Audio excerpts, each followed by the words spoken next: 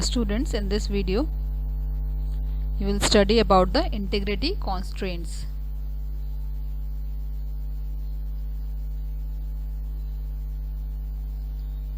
So what is a constraint? Constraints are the rules that database must comply all the time. That is, a database, when the data is being entered in the database or the table, then the rules that are applied which must be followed while the user enters the value, these rules are called constraints, and it is a condition or a check which is applicable to a column or group of columns.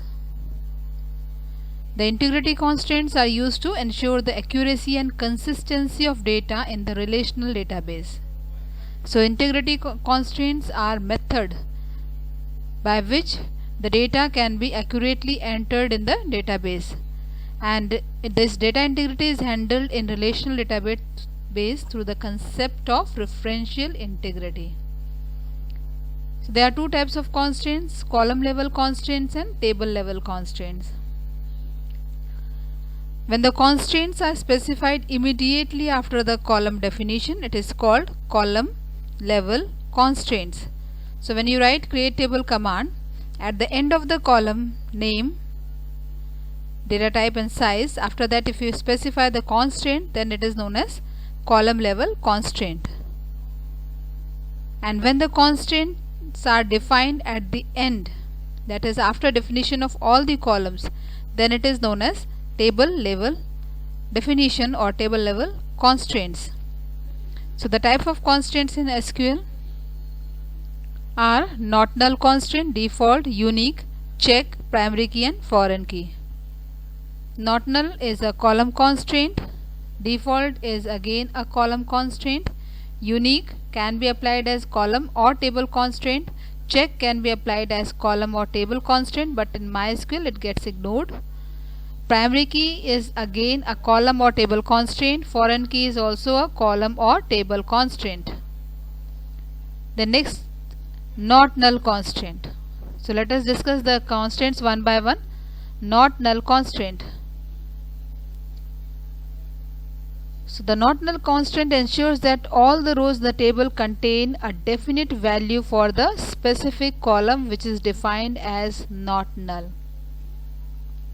It means that a null value is not allowed in that particular column. So value entry in that column becomes compulsory if you declare a column with the constraint not null.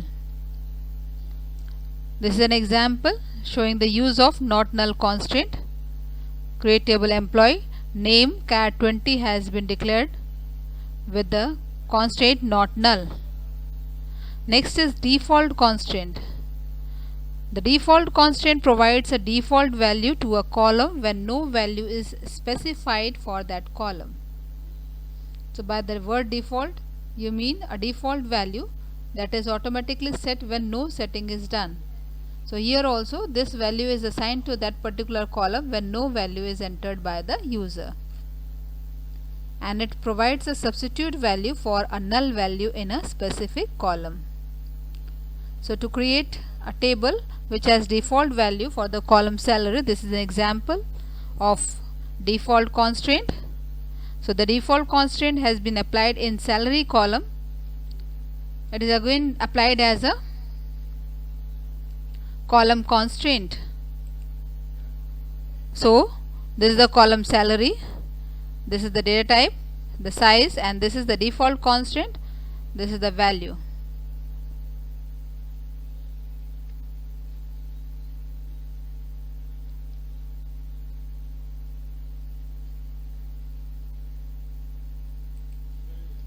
Next is unique constraint. This constraint ensures that a column or a group of columns in each row have a distinct value.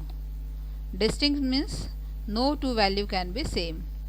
So columns have a null value, but the values cannot be duplicated. So one null is allowed, because if you use another null, it will become a duplicate value which is not allowed. So one null is allowed.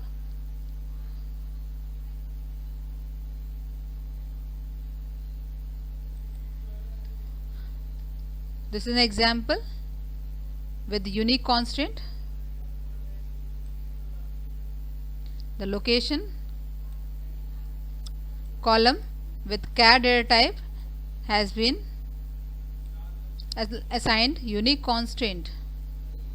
So this is how unique constraint is applied on the table. As a table constraint also unique constraint is applied. When you are applying it as a table constraint, see, you have to apply at the end of all the column definitions. So all the columns have been defined here, and at the end this is the unique constraint.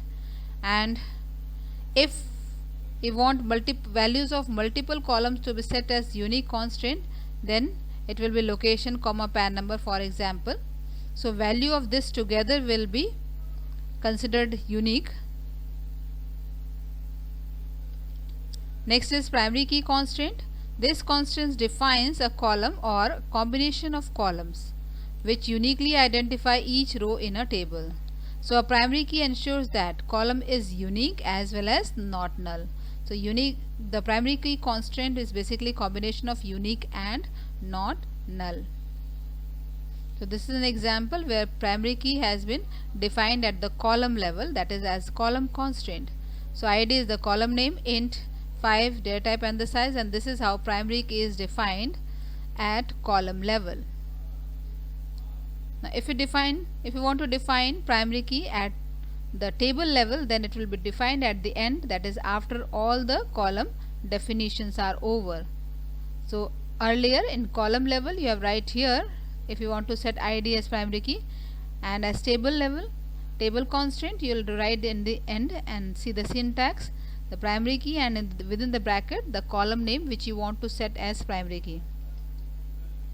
Next is defining composite primary key. Composite primary key means when one column cannot become primary key and it is required for values of 2 or more columns to be set combinedly as primary key, it is known as composite primary key.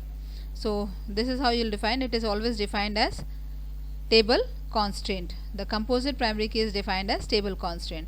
So in the end you will write primary key and the columns which you want to make composite primary key. That is, in this particular case ID will not be unique.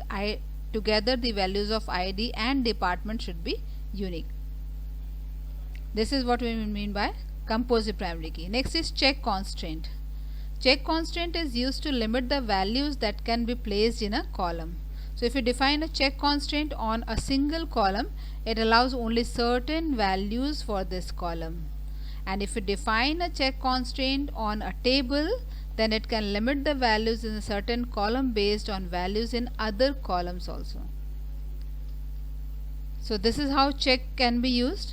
So gender column has been defined with check constraint. So check gender in M, F. So if any other value is entered in gender column apart from M or F, it will not be allowed. So no other value besides M or F is allowed if this check constraint has been applied on the gender column. Now this is example of check as table constraint. So in the end it will be defined check gender in M, F. Next is foreign key constraint. Foreign key is a column or collection of columns in one table that derives its value from the primary key of another table. The foreign key is defined in a child table, but it refers to the primary key in the parent table, and it also ensures the referential integrity. So to apply foreign key you require two tables. One table will be considered as a child table and the other table will be considered as a parent table. The parent table will have the primary key which will be set as foreign key in the child table. Next is rules for specifying foreign key. First is parent table must be created. So first you will create the parent table and the primary key must be defined in the parent table. The number of columns in the foreign key must be same as that of the primary key of the parent table. That is, both should have same data type and size in the two tables. The data types of the columns of foreign key and primary key of the parent table must match exactly. A null value is allowed in a foreign key but not in a primary key. So there must be a single primary key in a table, but foreign keys can be multiple. So you can have more than one foreign key in a table, but you can have only one primary key in a table. So this is example, a table product with columns PID, PName, price, and a table client with CID, PID, client name and city. So you can see the PID column which is defined here in the product table. This PID is actually the primary key of this product table, and here CID is primary key of the client table, but PID is the foreign key of the client table. So the values of the PID column are derived from the values of the parent table, that is product table.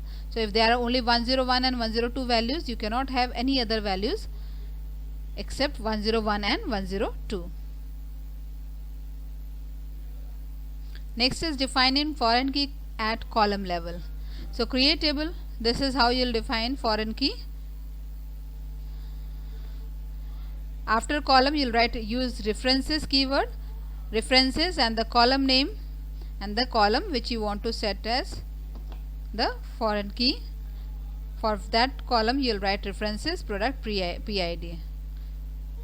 So this is defined, the foreign key is defined in the child table. So this is the child table, and this is the primary key in the parent table, that is product table. So in the child table, that is in client table, you will define PID as foreign key, and this is the name of the parent table and the column. But in MySQL we don't use this format. In MySQL we have to define it as table constraint only. So this is how we define foreign key at table level.